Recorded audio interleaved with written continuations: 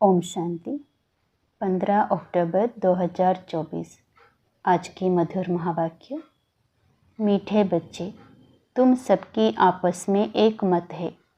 तुम अपने को आत्मा समझ एक बाप को याद करते हो तो सब भूत भाग जाते हैं। प्रश्न। पद्मा पदम भाग्यशाली बनने का मुख्य आधार क्या है? उत्तर। जो बाबा सुनाते हैं उस एक एक बात को धारण करने वाले ही पद्मा पदम भाग्यशाली बनते हैं। जज करो बाबा क्या कहते हैं और रावण संप्रदाय वाले क्या कहते हैं। बाप जो नॉलेज देते हैं उसे बुद्धि में रखना। सुदर्शन चक्रधारी बनना ही पद्मा पदम भाग्यशाली बनना है। इस नॉलेज से ही तुम गुणवान बन जाते हो। ओम शांति। रूहानी बाप अंग्रेज़ी में कहा जाता है स्पिरिचुअल फादर।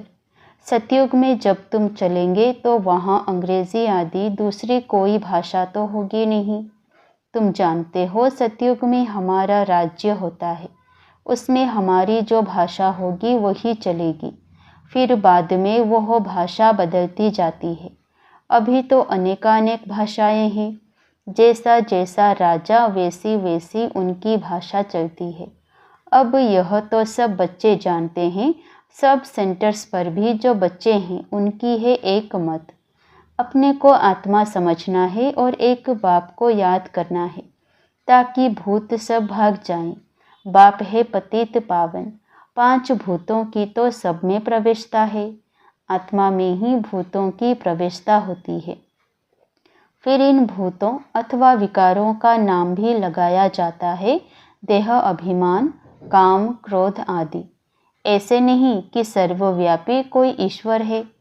कभी भी कोई कहे कि ईश्वर सर्वव्यापी है तो कहो सर्वव्यापी आत्माएं हैं और इन आत्माओं में 5 विकार सर्वव्यापी है। बाकी ऐसे नहीं कि परमात्मा सर्व में विराजमान है। परमात्मा में फिर 5 भूतों की प्रवेशता कैसे होगी? एक एक बात को अच्छी रीति धारण करने से तुम पद्मा पदम भाग्यशाली बनते हो। दुनिया वाले रावण संप्रदाय क्या कहते हैं और बाप क्या कहते हैं? अब जज करो। हर एक के शरीर में आत्मा है। उस आत्मा में 5 विकार प्रवेश है।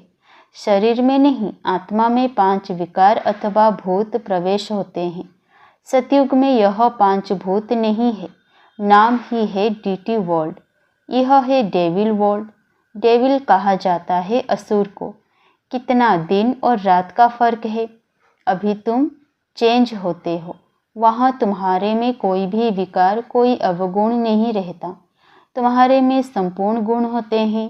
तुम 16 कला संपूर्ण बनते हो। पहले थे फिर नीचे उतरते हो। इस चक्र का अभी मालूम पड़ा है। 84 का चक्र कैसे फिरता है। हम आत्मा को स्व का दर्शन हुआ है, अर्थात इस चक्र का नॉलेज हुआ है। उठते बैठते चलते तुमको यह नॉलेज बुद्धि में रखना है।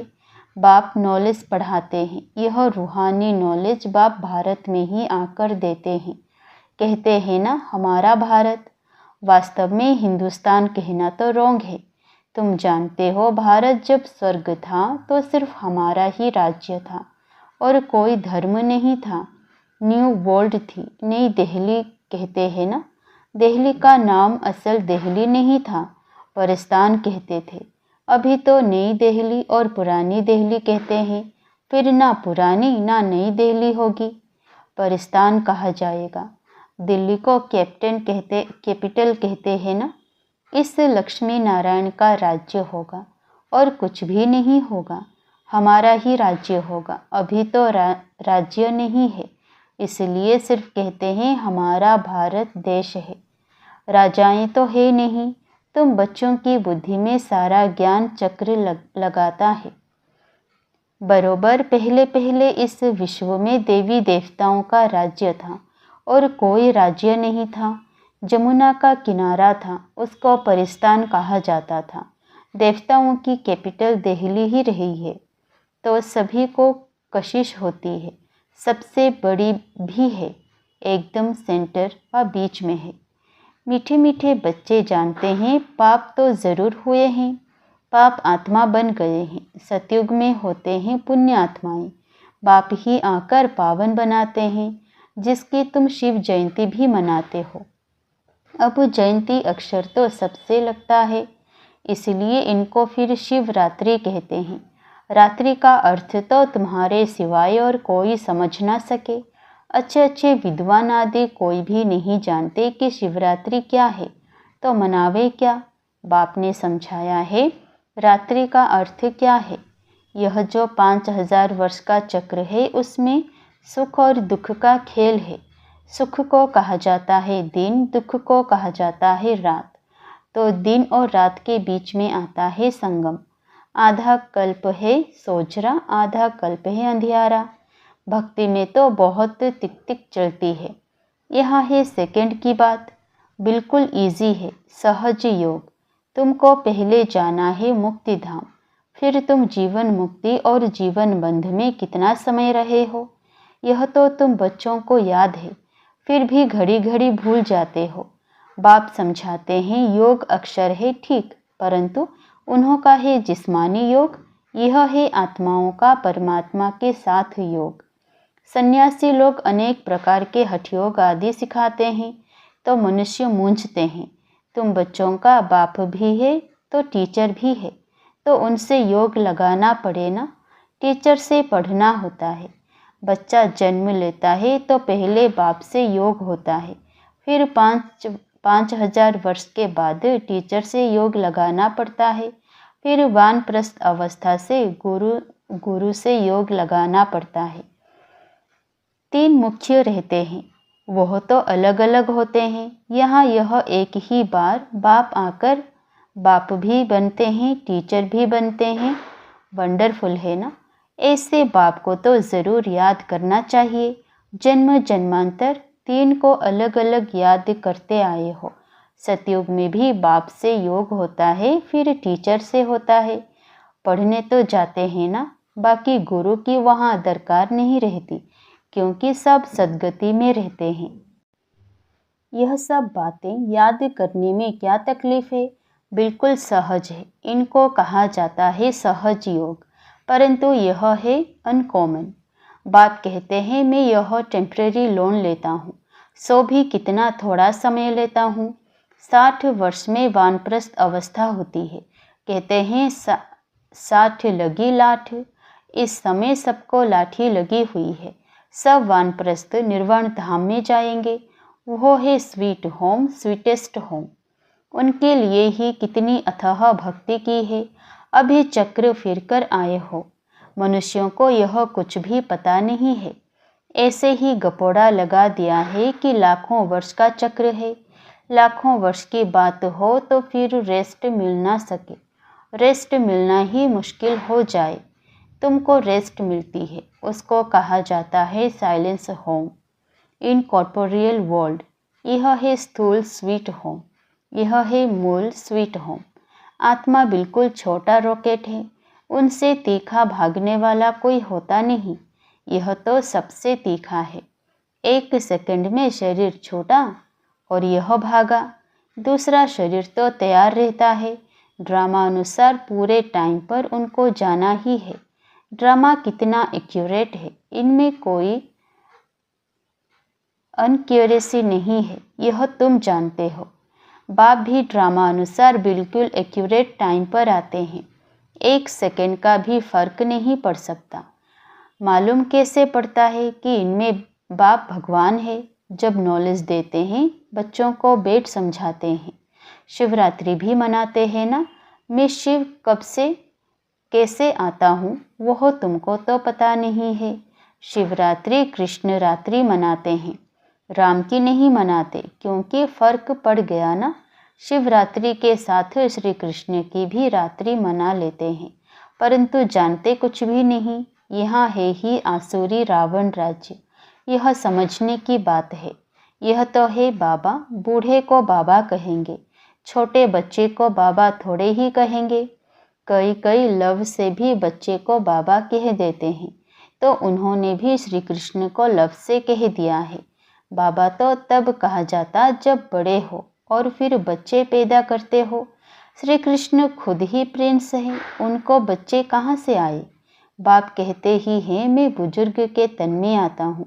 शास्त्रों में भी है, परंतु शास्त्रों की सब बातें एक्यूरेट नहीं होती। कोई कोई बात ठीक है।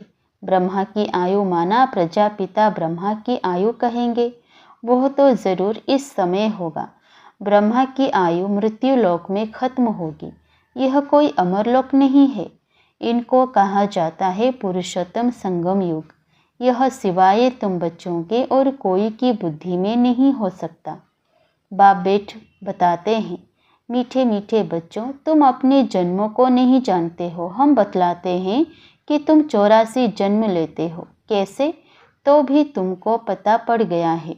हर एक युग की आयु 1250 वर्ष है और इतने इतने जन्म लिए हैं। 84 जन्मों का हिसाब है ना। 84 लाख का तो हिसाब हो ना सके। इनको कहा जाता है 84 का चक्र। 84 लाख की तो बात ही नहीं है। यहाँ कितने अपरम अपार दुख है। कैसे दुख देने वाले बच्चे पैदा होते रहते हैं। इसको कहा जाता है घोर नर्क, बिल्कुल छीछी दुनिया।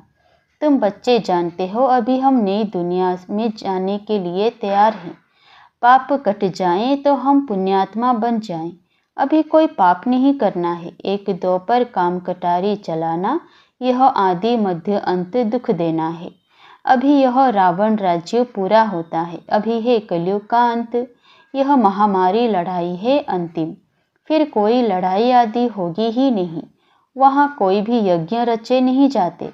जब यज्ञ रचते हैं तो उसमें हवन करते हैं। बाप ने भी यह जो रुद्र यज्ञ रचा है, इसमें बच्चे अपनी पुरानी सामग्री सब स्वाहा कर देते हैं। अब बाप ने समझाया है, यह है रुद्र ज्ञान यज्ञ। रुद्र शिव को कहा जाता है। रुद्र माला कहते हैं ना। निवृत्ति मार्ग वालों को प्रवृत्ति मार्ग की रस्म रिवाज का कुछ भी पता नहीं है। वह तो घर बार छोड़ जंगल में चले जाते हैं। नाम ही पड़ा है सन्यास। किसका सन्यास? घर बार का। खाली हाथ निकलते हैं। पहले तो गुरु लोग बहुत परीक्षा लेते हैं, काम कराते हैं। पहले भिक्षा में सिर्फ आटा लेते थे, रसोई नहीं लेते थे। उन्हों को जंगल में ही रहना पड़ता। वहाँ कंदमूल फल मिलते। यह भी गायन है। जब सतो प्रधान सन्यासी होते हैं तब यह खाते हैं। अभी तो बात मत पूछो, क्या क्या करते रहते हैं। इसका नाम ही है विशेष वर्ल्ड। वह है वाइसलेस वर्ल्ड। तो अपने को विशेष समझना चाहिए ना। बाप कहते हैं सतयुग को कहा जाता है शिवालय, वाइसलेस वर्ल्ड। यहाँ तो सब हैं पतित मनुष्य, इसलिए देवी देवता के बदले नाम ही हिंदू रख दिया है। बाप तो सब बातें समझाते रहते हैं। तुम असल में हो ही बेहद बाप के बच्चे। वह तो तुम्हें 21 जन्मों का वर्षा देते हैं। तो बाप मीठे मीठे बच्चों को समझाते हैं, जन्म जन्मांतर के पाप तुम्हारे सिर पर है। पापों से मुक्त होने के लिए ही तुम बुलाते हो। साधु संत आदि सब पुकारते हैं, हे पतित पावन। अर्थ कुछ नहीं समझते, ऐसे ही गाते रहते हैं, ताली बजाते रहते हैं। उनसे कोई पूछे परमात्मा से योग कैसे लगाएं, उनसे कैसे मिले, तो कह देंगे वह तो सर्वव्यापी है। क्या यही रास्ता बताते हैं? कह देते वेद शास्त्र पढ़ने से भगवान मिलेगा। परंतु बाप कहते हैं मैं हर 5000 वर्ष के बाद ड्रामा के प्लान अनुसार आता हूँ। यह ड्रामा का राज सिवाय बाप के और कोई नहीं जानते। लाखों वर्ष का ड्रामा तो हो ही नहीं सकता। अब बाप समझाते हैं यह 5000 वर्ष की बात है। कल्प पहले भी बाबा ने कहा था कि मनमना भव, यह है महायज्ञ। माया पर जीत पाने का यह मंत्र है।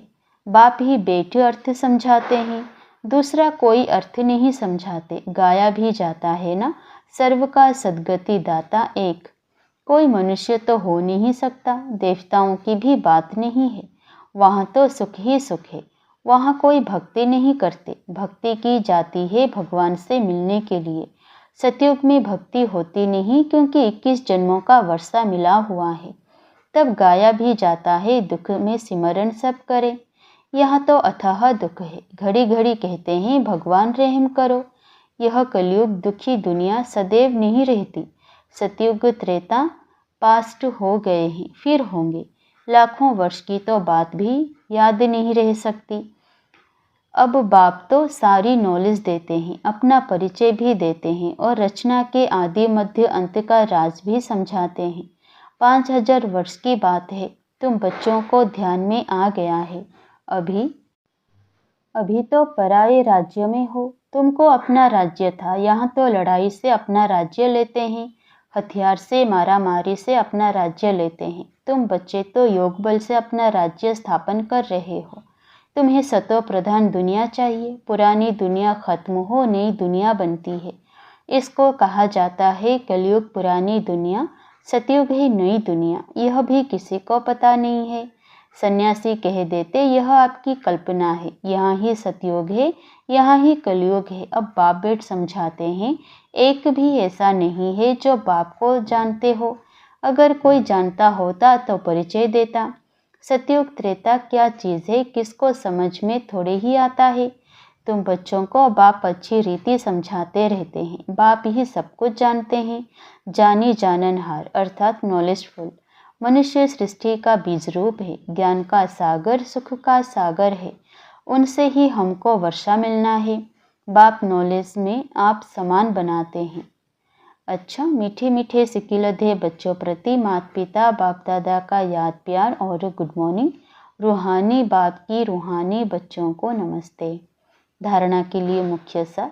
पहला, यह पापों से मुक्त होने का समय है, इसलिए अभी कोई भी पाप नहीं करना है। पुरानी सब सामग्री इस रुद्र यज्ञ में स्वाहा करनी है। दूसरा, अभी वानप्रस्थ अवस्था है, इसलिए बाप टीचर के साथ साथ सद्गुरु को भी याद करना है। स्वीट होम में जाने के लिए आत्मा को सतो प्रधान बनाना है। वरदान, अपनी सूक्ष्म कमजोरियों को चिंतन करके परिवर्तन करने वाले स्वचिंतक भव। सिर्फ ज्ञान की पॉइंट्स रिपीट करना, सुनना व सुनाना ही स्वचिंतन नहीं है, लेकिन स्वचिंतन अर्थात अपनी सूक्ष्म कमजोरियों को, अपनी छोटी छोटी गलतियों को चिंतन करके मिटाना, परिवर्तन करना, यही है स्वचिंतन बनना। ज्ञान का मनन तो सभी बच्चे बहुत अच्छा करते हैं, लेकिन ज्ञान को स्वयं प्रति यूज कर धारणा स्वरूप बनना, स्वयं को परिवर्तन करना, इसकी ही मार्क्स फाइनल रिजल्ट में मिलती है। स्लोगन, हर समय करन करावन बाबा याद रहे तो मैंपन का अभिमान नहीं आ सकता। हर समय करन करावन हार बाबा याद रहे तो मैंपन का अभिमान नहीं आ सकता। ओम शांति।